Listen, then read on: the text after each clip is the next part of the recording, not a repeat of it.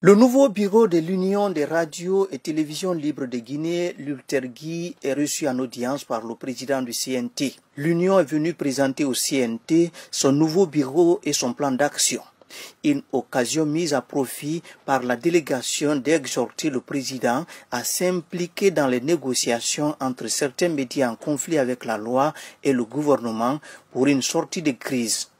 L'ULTERGUI entend efficacement s'impliquer avec la synergie des radios et télévisions libres de Guinée par la vulgarisation de la nouvelle constitution. Il était important pour nous, après donc, la mise en place de ce nouveau bureau, de venir rencontrer le président du CNT, parler de toutes ces questions, mais aussi dire que nous sommes encore justement sur les différentes démarches et que son soutien est encore demandé par les associations que nous sommes, par les médias que nous sommes, à l'effet justement de résoudre ce problème.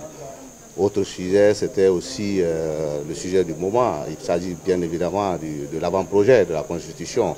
Vous savez, en tant que médias, comme on l'a dit, nous sommes des entités qui détiennent des torches, ou si vous voulez, qui détiennent la torche qui éclaire le chemin du peuple.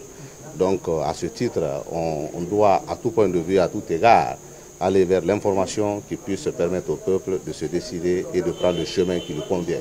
En réponse à la démarche du nouveau bureau de l'Union des radios et télévisions libres de Guinée, le directeur de la communication et de l'information du CNT a, au nom du président du CNT, réitéré l'engagement de l'institution parlementaire à soutenir la presse guinéenne. Ça a été un plaisir pour le CNT de recevoir l'ULTERGUI, qui est une très grande association de la presse dans notre pays, pour dire que les autorités de la transition dans leur globalité ne sont pas contre les médias de notre pays. C'est extrêmement important à souligner.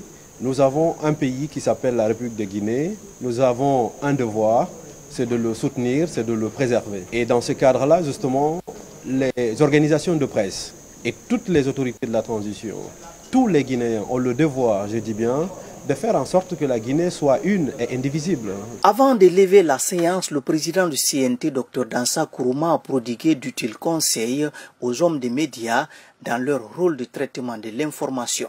Il a ensuite rassuré ses hôtes quant à la disponibilité, mais surtout de l'engagement de son institution à œuvrer pour une presse libre et indépendante.